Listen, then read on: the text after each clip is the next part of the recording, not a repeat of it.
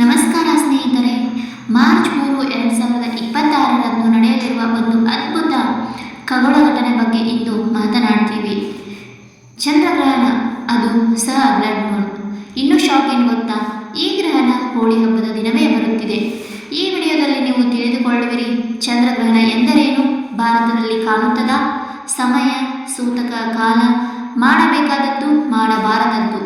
ಕೊನೆವರೆಗೂ ನನ್ನ ವಿಡಿಯೋನ ನೋಡಿ ಸಪೋರ್ಟ್ ಮಾಡಿ, ಹಾಗೆ ನನ್ನ ಚಾನಲನ್ನು ಸಬ್ಸ್ಕ್ರೈಬ್ ಮಾಡಿಕೊಳ್ಳಿ. ಮಾರ್ಚ್ 3, 2026 ವರ್ಷದ ಮೊದಲ ಗ್ರಹಣ. ಭಾರತದಲ್ಲಿ ಸಂಪೂರ್ಣ ಬ್ಲಡ್ ಮೂನ್ ದರ್ಶನವಾಗಲಿದೆ.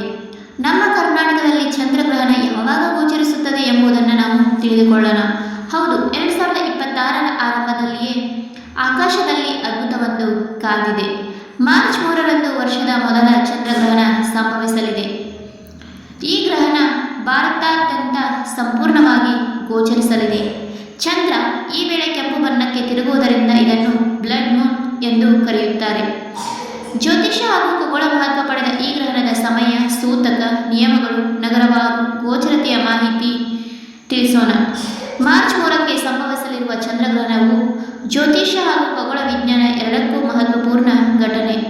ಭಾರತದಲ್ಲಿ ಇದರ ಪ್ರಭಾವ ಹೆಚ್ಚಿದ್ದು, ಗ್ರಹಣದ ಆರಂಭ, ಗೋಚರತೆ ಮತ್ತು ಆಚರಣೆಗಳ ಬಗ್ಗೆ ಹೇಳ್ತೀನಿ ಇವಾಗ. ಚಂದ್ರಗ್ರಹಣ ಎಂದರೇನು?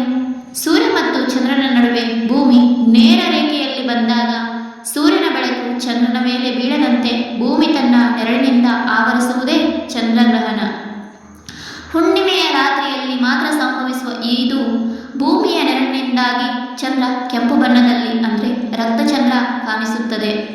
ಗ್ರಹಣದ ಸಮಯ ಮತ್ತು ಅವಧಿ.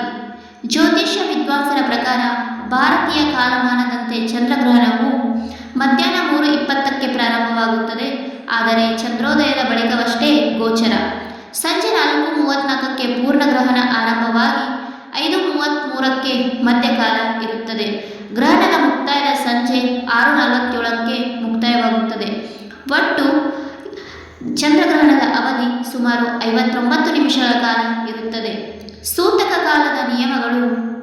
ಗ್ರಹಣವು ಭಾರತದಲ್ಲಿ ಗೋಚರಿಸುವುದರಿಂದ ಸೂತಕ ಕಾಲ ಅನ್ವಯವಾಗಿದೆ.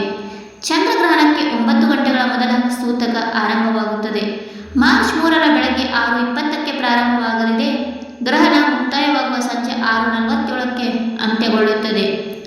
ಸೂತಕದಲ್ಲಿ ಶುಭ ಕಾರ್ಯ, ಹೊಸ ಕೆಲಸ ಪ್ರಾರಂಭಿಸಬಾರದು. ದೇವರ ಪೂಜೆ, ವಿಗ್ರಹ ಸ್ಪರ್ಶ ನಿಷಿದ್ಧ. ದೇವಸ್ಥಾನಗಳ ಬಾಗಿಲು ಮುಚ್ಚಿರುತ್ತವೆ. ಆಹಾರ ಸೇವನೆ ಮತ್ತು ಅಡುಗೆ ಅಶುಭ. ಮಕ್ಕಳು, ವೃದ್ಧರು, ರೋಗಿಗಳಿಗೆ ವಿನಾಯಿತಿ ಇದೆ. ಕರ್ನಾಟಕದಲ್ಲಿ ಚಂದ್ರಗ್ರಹಣವು ಯಾವಾಗ ಕಾಣಿಸುತ್ತದೆ ಅಂದರೆ ಸಂಜೆ 6:32ಕ್ಕೆ ನಮ್ಮ ಕರ್ನಾಟಕದಲ್ಲಿ ಚಂದ್ರಗ್ರಹಣ ಕಾಣಿಸುತ್ತದೆ. ಗ್ರಹಣ ಕಾಲದಲ್ಲಿ ಪಠಿಸಬೇಕಾದ ಮಂತ್ರಗಳು. ಗ್ರಹಣದ ನಕಾರಾತ್ಮಕ ಶಕ್ತಿಗಳಿಂದ ರಕ್ಷಣೆ ಹಾಗೂ ಪುಣ್ಯಕ್ಕಾಗಿ ಈ ಮಂತ್ರಗಳನ್ನು ನಾವು ಜಪಿಸುವುದು ಉತ್ತಮ. ಅವು ವಿಷ್ಣು ಗಾಯತ್ರಿ ಮಂತ್ರ, ಆಮೇಲೆ ಮಹಾಮೃತ್ಯುಂಜಯ ಮಂತ್ರ.